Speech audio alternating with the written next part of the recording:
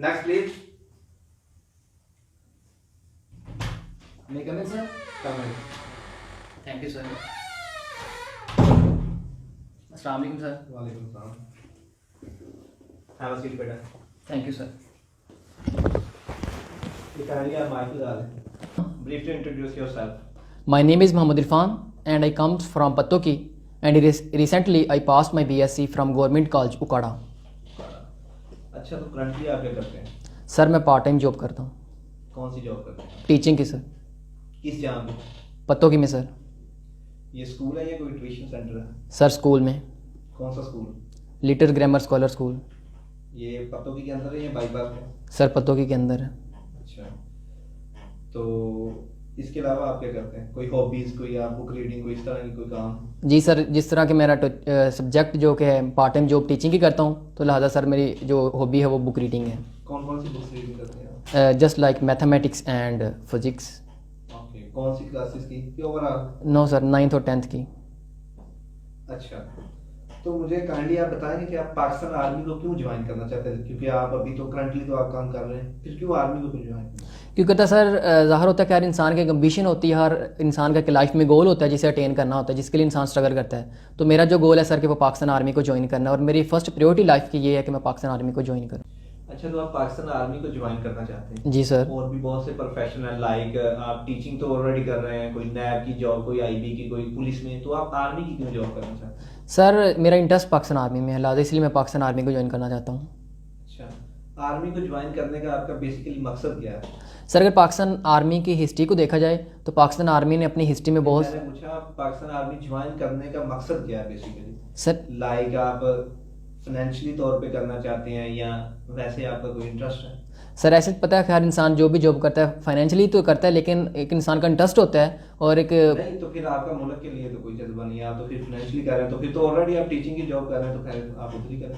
नहीं सर, एक मिशन भी तो होते हैं इंसान के कि इंसान ने किस प्रोफेशन को चूज़ करना है, तो लिहाजा इसलिए मैं पाकिस्तान आर्मी में इंटरेस्ट रखता हूँ, तो इसलिए पाकिस्तान आर्मी को चूज़ कर रहा हूँ। अच्छा, मुझे आप पाकिस्तान आर्मी का बेसिकली कोई 4 या 5 लाइन में ब्रीफली एक्सप्लेन करें। पाकिस्तान आर्मी है क्या?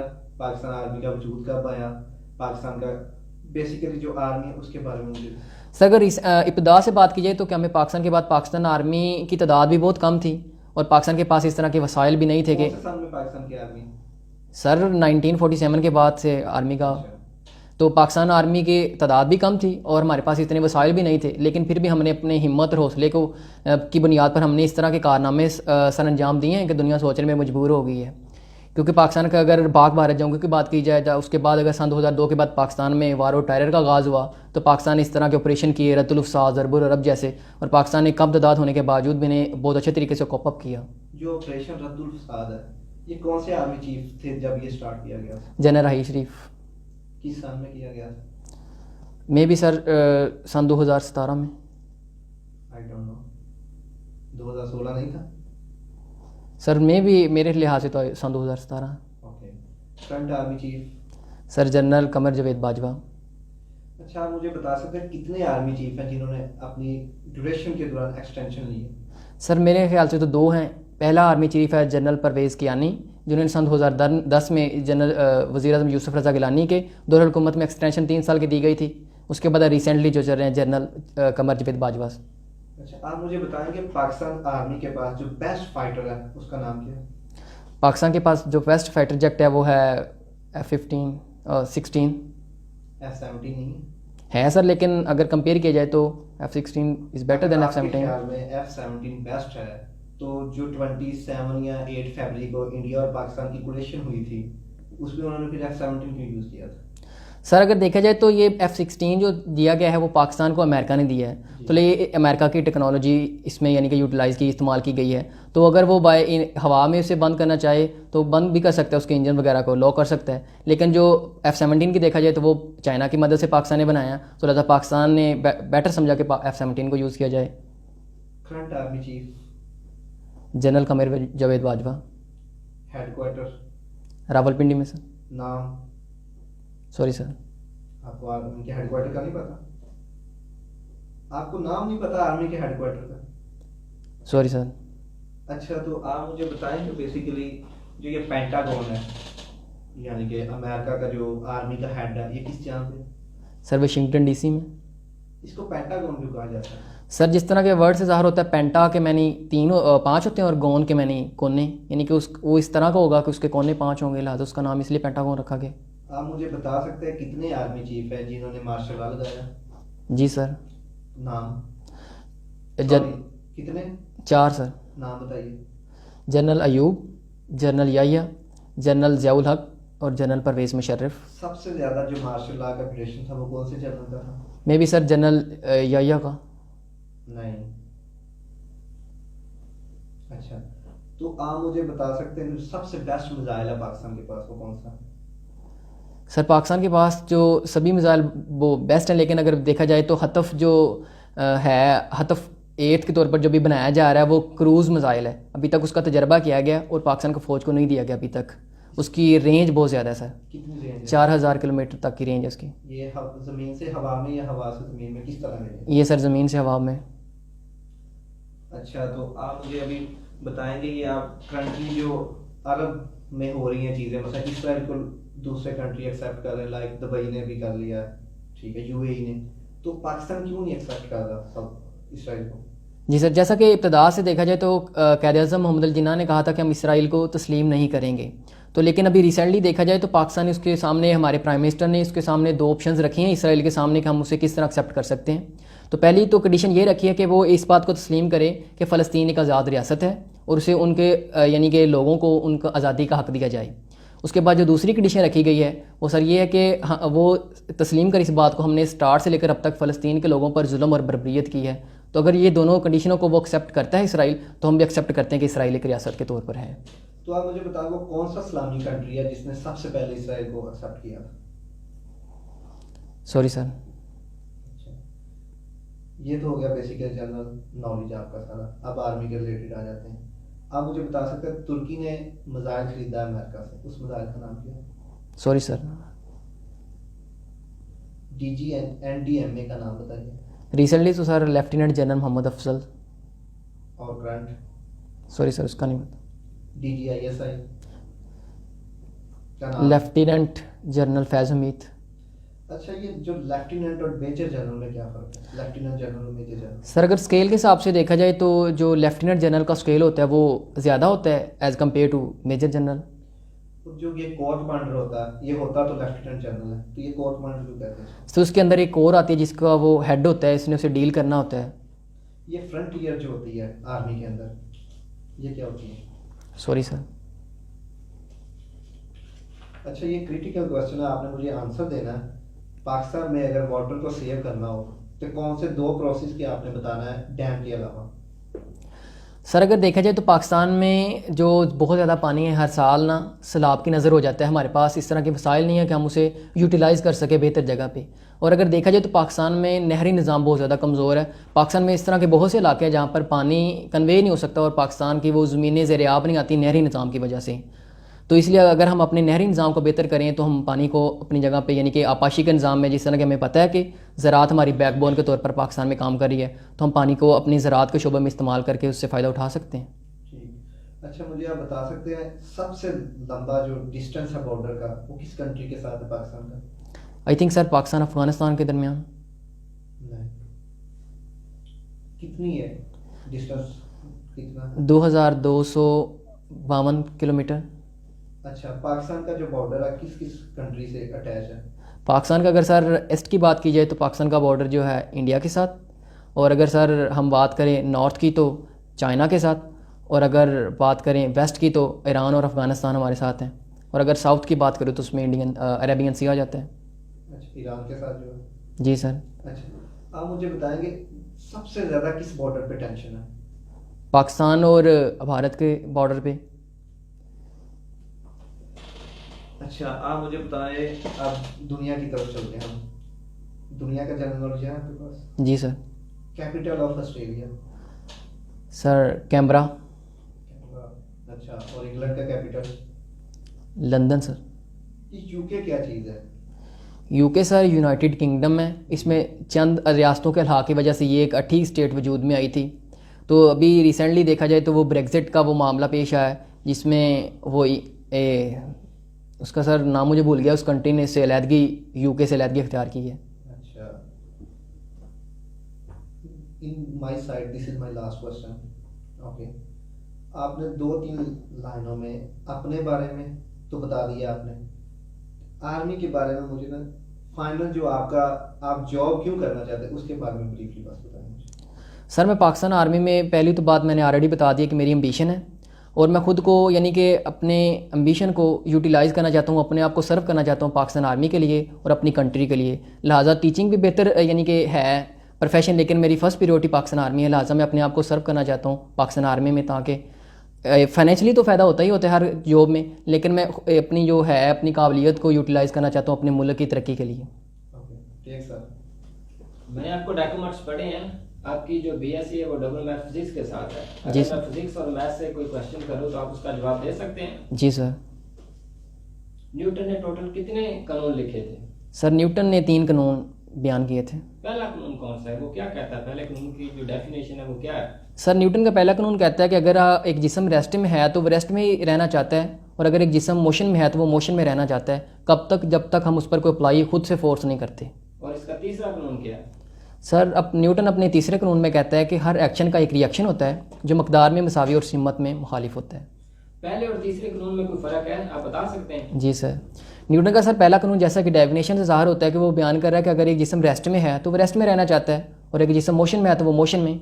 और डेफिनेशन जो तीसरे कानून की वो तो ये बता रही है कि हर एक्शन का एक रिएक्शन होता है जो मकदार में मुसावी लेकिन सिमत में मुख्तलिफ होता है। आप कॉन्फिडेंट हैं जो आपने डेफिनेशन बताई है? मैंने तो इस तरह का कोई फलसफा कोई थ्योरी मैंने तो नहीं पढ़ी, मैं तो कहता हूँ आपने गलत बताया है। सर मेरे लिहाज से तो मैंने जो पढ़ी है मेरे नॉलेज के मुताबिक तो न्यूटन और फर्स्ट लॉ और थर्ड लॉ की यही डेफिनेशन है। मैंने तो इस तरह की कोई डेफिनेशन नहीं पढ़ी आज तक। आपने कहाँ से पढ़ी है इस तरह का? मैं तो नहीं ये थ्योरी मानता, ये तो आपने मुझे सारा ही गलत बताया। सॉरी सर, मैंने तो 10th की बुक में जो जैसा कि पढ़ा है वैसे मैंने बयान कर दिया है कि कॉन्फिडेंट है जो चीज़ आपने बताई है वो सही क्लियर है? जी सर। 100%? Yes sir. अच्छा, एक्सीलरेशन क्या होता है? सर एक्सीलरेशन होता है the rate change of velocity, यानी कि वेलोसिटी का बदल जाना टाइम के हिसाब से एक्सीलरेशन कहलाता है, और इसका यूनिट है मीटर पर सेकंड स्क्वायर। रिटार्डेशन की डेफिनेशन क्या है? Sorry sir.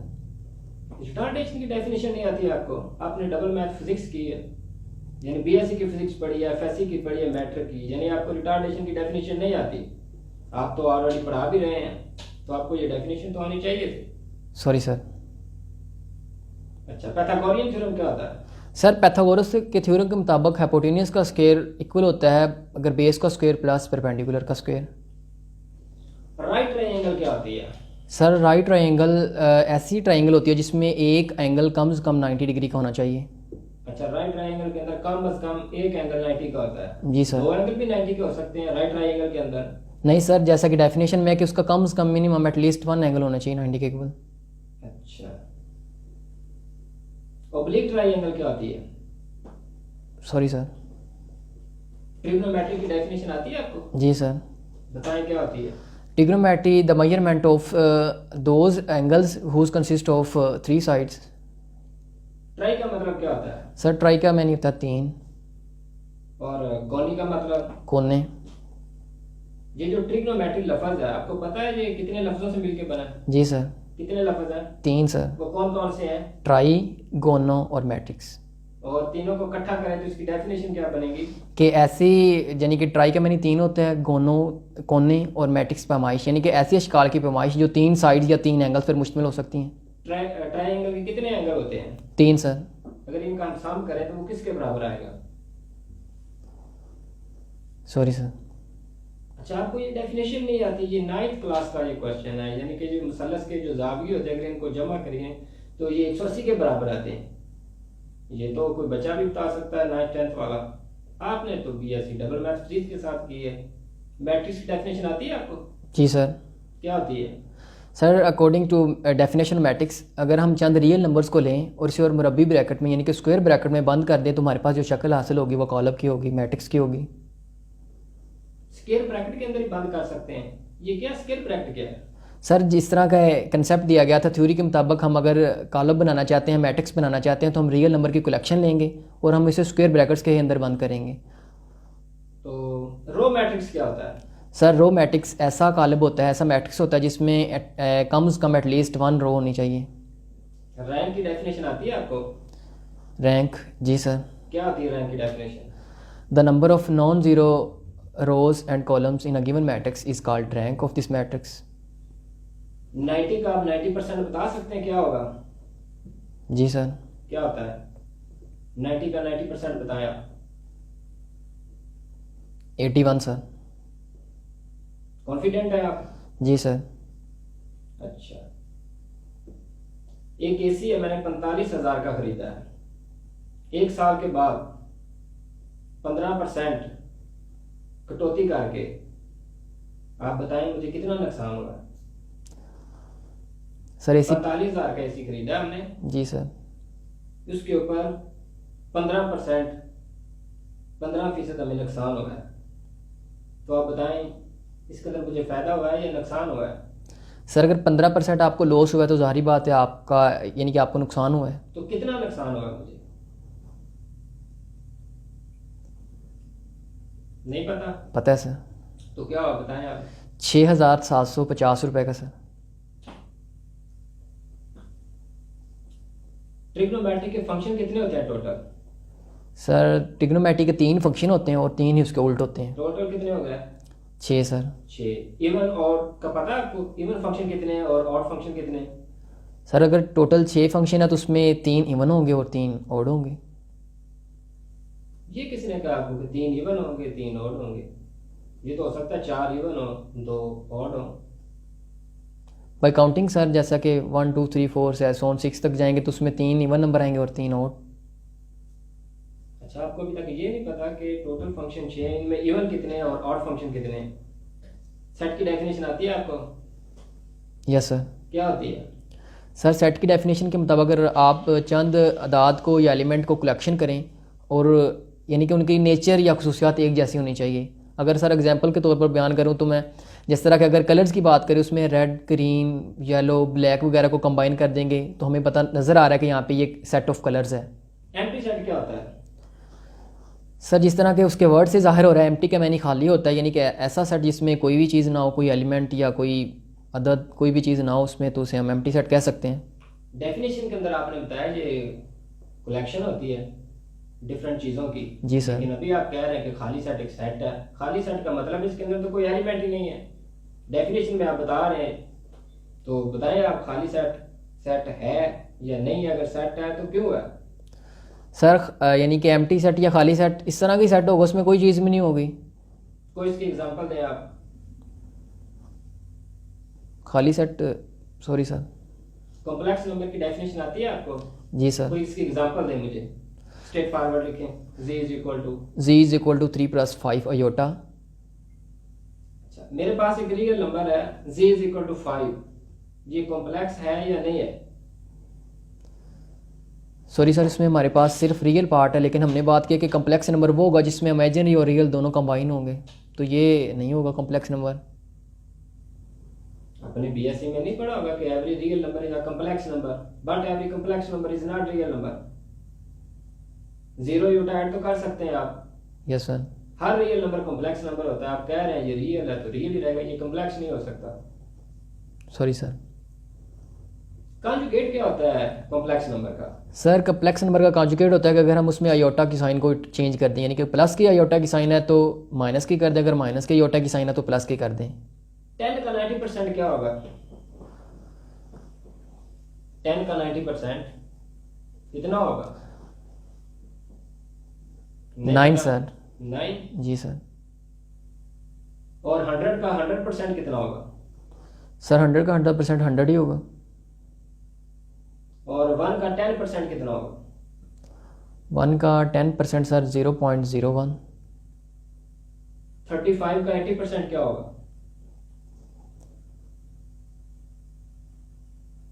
केपलर लॉ पढ़ा आपने? Yes sir. Kepler law? Sorry sir नहीं पढ़ा। अच्छा, न्यूटन ने जो 3 कानून दिए थे वो किस सन में दिए थे? सर इस तरह की मैंने कोई भी थ्योरी नहीं पढ़ी, लेकिन बस ये बताया कि उसके 3 कवानीन थे। अच्छा, फंक्शन क्या होता है? ये जो मैथ के अंदर फंक्शन होता है, फंक्शन की डेफिनेशन क्या है? या मुझे सादा अल्फाज में आप बताएं कि फंक्शन क्या है? सर फंक्शन को हम इस तरीके से एक्सप्लेन कर सकते हैं, अगर हम फंक्शन को कोई इनपुट दें और अगर हमें वो उसके जवाब में कोई आउटपुट दे तो वो फंक्शन होगा। यानी कि जो चीज़ हम इनपुट दे रहे हैं उसके बदले में हमें आउटपुट मिलती है, तो वो चीज़ फंक्शन है। सर जिससे आउटपुट मिलती है वो फंक्शन होगी। देखें, ये जो सर्किट है, जी सर। इसका एक बटन आप दबाएं जी सर। तो ये 4 लाइटें जल गई। जी सर। ये फंक्शन है या नहीं फंक्शन है? फंक्शन है सर। कैसे फंक्शन है? मैंने तो इस तरह की कोई डेफिनेशन नहीं पढ़ी। सिंगल इनपुट सिंगल आउटपुट, इस चीज़ को फंक्शन कहते हैं। आपने इनपुट तो सिंगल दिया, आउटपुट एक से ज़्यादा आई है, तो ये कैसे फंक्शन हो गया? आप तो बीएससी मैथ के साथ करके आए हैं। किस यूनिवर्सिटी से की है आपने? गवर्नमेंट पोस्ट ग्रेजुएट कॉलेज उकाड़ा से सर। यूनिवर्सिटी कौन सी है आपकी? Punjab university sir. Punjab university का तो एक नाम है, तो फिर आपने बीएससी कैसे पास कर लिया अगर आपको इसकी एप्लीकेशन का नहीं पता? Sorry sir. कॉम्प्लेक्स नंबर की दोबारा डेफिनेशन आप बताएं। कॉम्प्लेक्स नंबर में सर हम रियल और इमेजिनरी दोनों को कंबाइन डिस्कस करते हैं, रियल नंबर और इमेजिनरी नंबर्स को। इसके अंदर अयोटा होता है? सर इमेजिनरी नंबर हो गई वो जिसके साथ अयोटा की टर्म यूज़ होगी। अच्छा, अयोटा का फिजिक्स के अंदर कोई इस्तेमाल है या नहीं है? सर ज़ाहिरी बात है, बिल्कुल होगा अयोटा का फिजिक्स के अंदर। मैथमेटिक्स के अंदर अयोटा को आप किससे शो करते हैं? आई से? जी सर। और फिजिक्स के अंदर किससे शो करते हैं? सर अयोटा को आई से ही ज़ाहिर करते हैं, रिप्रेजेंट करना मेथड इनका ये है आई से। इंजीनियरिंग के अंदर जिस तरह फिजिक्स की किताबें होती हैं या बीएसएफएससी के बाद जो बच्चे पढ़ते हैं, कॉम्प्लेक्स नंबर तो हमारे पास जो है z = x + iota y, iota का हम फिजिक्स के अंदर जो इस्तेमाल करते हैं वो तो हम लिखते हैं j = -1√। आपने नहीं पढ़ा फिजिक्स की किसी किताब के अंदर? सॉरी सर मैंने नहीं पढ़ा। आपने बीएससी मैथ फिजिक्स के साथ की है, तो आप आर्मी में क्यों जा रहे हैं? आप एमएससी मैथमेटिक्स करें या एमएससी फिजिक्स करें, आप इतनी मुश्किल जॉब की तरफ क्यों जा रहे हैं? सर क्योंकि मुझे पता है कि अगर पाकिस्तान आर्मी में बात करें तो वो पाकिस्तान आर्मी में जॉब के साथ साथ टीचिंग यानी कि स्टडी को कंटिन्यू रखने के भी चांसेस मौजूद होते हैं। जैसा कि टेक्निकल कैडेट कोर्स की बात करें तो वो हमें जॉब भी देते हैं, उसके साथ हमारी एजुकेशन भी कंटिन्यू रहती है। तो इसलिए सर मैंने पाकिस्तान आर्मी को ज्वाइन करने की, यानी कि ये मेरी ख्वाहिश है कि मैं पाकिस्तान आर्मी को ज्वाइन करूँ। फर्ज करें आपकी आर्मी में सिलेक्शन हो जाती है, तो आप फील्ड में काम करना चाहेंगे या कि अगर आपको ये कहा जाए कि आपने बच्चों को पढ़ाना है कैडेट कॉलेज के अंदर, आप पढ़ा सकते हैं, बच्चों को सेटिस्फाई कर लेंगे? जी सर मैं बच्चों को सेटिस्फाई कर सकता हूँ। पक्की बात है? Yes sir. 100% कॉन्फिडेंट है आप? Yes sir. अभी मैंने तो आपसे क्वेश्चन पूछे हैं, आपको तो क्वेश्चन आए नहीं है बहुत सारे, तो आप कैसे बच्चों को सेटिस्फाई करेंगे? सर मैं बच्चों को सेटिस्फाई कर सकता हूँ। मैं कैसे मानूं कि आप सेटिस्फाई कर सकते हैं? क्योंकि उसकी दलील दें आप। क्योंकि सर अभी मैं पार्ट टाइम अगर देखा जाए तो पार्ट टाइम के तौर पर मैं अभी टीचिंग की जॉब भी कर रहा हूँ। ठीक है बेटा, आप जाएं। Thank you sir.